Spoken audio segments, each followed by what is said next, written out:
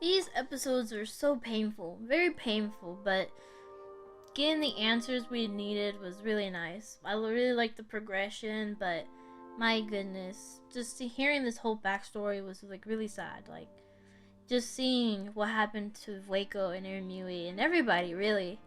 Just seeing how they went from actually being able to live there for a good time and with this interference units and everything. And they were actually doing good, but until they got sick and everything just went downhill after that.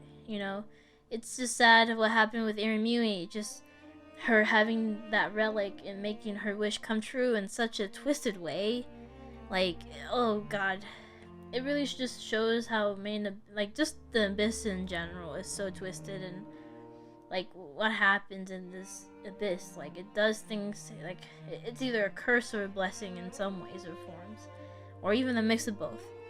But sadly, just seeing how close Vueko and Irumui was, and seeing what became of her, really, they both loving each other like a mother and daughter, and Irumui feeling so abandoned and not, feeling guilty that she couldn't give birth to children and anything. But when her wish came true that she could, just, my god. And then, oh, she's just so happy innocently. And when they die, she just grieves every time like a mother would, really. But Waco seeing all that and in despair, because she's like, the little girl I love is going through all this. Of course she doesn't feel good about this, and then plus seeing all her peers getting sick, and eventually she gets sick, and the last thing that happens is just like, Vasekian had to use, ugh, I can't even say it. It's just, it hurts, and that cliffhanger where you get that despair from Vueko, like coming to conclusions, just like, oh no, he had to do that, and he was, happy, he was just like, oh, I was able to save everyone. Like, man, just that whole tension at the end was just like, you can feel that. You were like, no way. I loved like how even just anime onlys were, and like they were just like, no way, no way. And yeah, at this point I personally can't blame him, because when you see as a leader, right, as a character like him, he brought them there because he wanted to, give them a place to be, just like every one of them, really. They chose to be there, they wanted to be there because they were cast away from their homelands and didn't have nowhere to go, really. So this was their last hope, and having them die here was, he couldn't have that, and he just had to do what he had to do. And as hurtful as it is, like, and oh man, it hurts. But I just want to talk about this beforehand. Like, his character, I really like his character. He's just so, like, such a complex character, like Bondred. Like, man. But like, the thing is too, I just made this correlation that he reminds me of Askeladd from Villain Saga. Like, he was such a character who's morally, like, he does what he thinks is right, basically. And he's such a good leader, though. Like, I know there's a lot of things he does that is terrible, but at the end of the day, he's a great leader, and so is Wazukian. He's a great leader. He knows how to push people to hope, and who wouldn't like go on his side?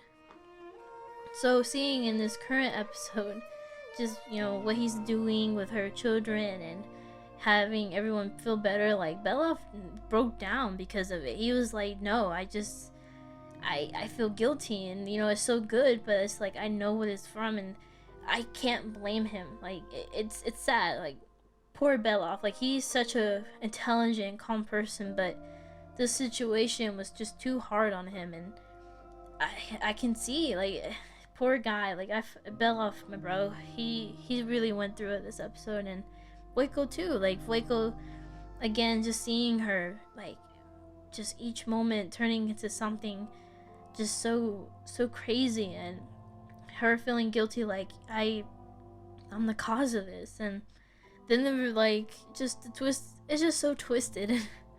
It's so painful. This whole backstory of just learning that Irimui was the village itself, like, oh my god, like, yo, it's insane. Like, oh my god, you just learn that. And just like the decision they made to be hollows and give themselves up to Irimui, it's just like, it's painful. And then with Vueko, you know, Vueko was like, I don't believe this is what Irimui wanted, and sadly she was gonna end herself until Wazukian helped her and was like, no, you can't die, because, you know, Irimui loves you, and, you know, her wish won't come true unless, you know, you stay. So, you know, like, again, he's a really interesting character, and I'm really excited to see more, like, of like what his intentions are, because I mean, he definitely, like, there's something he construed it, you know, like he has a reason to do all this too, like a selfish reason, but there's also like he cares about the crew and like just like what this whole journey meant. So it's like, I feel like he cared about Irimui and Vueko's relationship too. So like, especially when like where Rico found her, like where with those black globs or blobs like he put her there, like he was like, here, this is where you'll be more connected to her, and you'll have your own little darkness, you know, like your own little place where you feel like you will receive your punishment.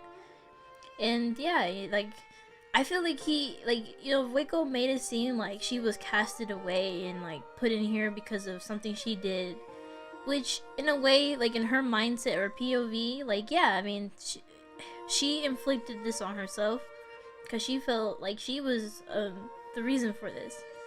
That's why, like, I was so confused. I was like, oh, in this episode, like, oh, it looks like this was kind of like a chill moment. Like Wazuki-hon was just like, yeah, hey, what's good? I'm gonna put you here, and you're gonna be connected to Irimui, and I want you to watch out for the village too.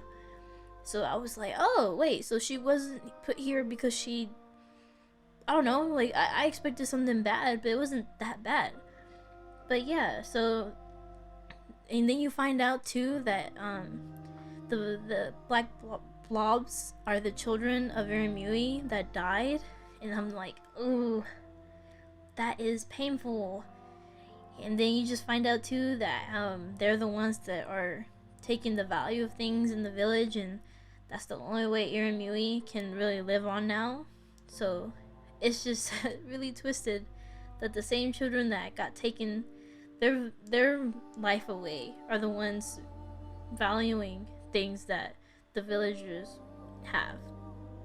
So it's like, it's really interesting and really painful again, and again, just everything is painful about this backstory. Like even Fabuta, like how this was Irimui's last wish, is the child, her last child. So Fabuta's having all those emotions and everything her mother really had in her, that right now that's her mission really, is to destroy this village that put her mother in this whole situation. So that's really interesting. And Fabuta's like, that whole sequence, that was really beautiful. And I really love too with like the whole Reg thing, like this promise that Reg and her had, like really interested to go into that more, because Reg's like a big piece of this too, like only for like Fabuta wise, but or maybe even more, like we never know.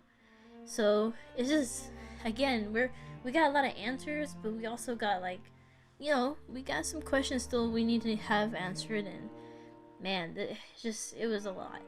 And like, again, just how the choices they made to be what they are, it's just like, man, this whole village is like, I think even like Vueko was saying to Rico, like it was made out of a dark reason, but now it kind of seems like a community, and it seems like a happy time, and it seems like they accept what they like, how they're living now. So it's like, So it's like, should it be destroyed, or should it stay, or like what should happen really? Like, it seems like a chill time, so it's like, what's the right and wrong here? But yeah, this whole backstory is really heavy. It's deep and dark and twisted, and I really loved it. And the staff are doing great. Kevin Penku and the music is just fantastic.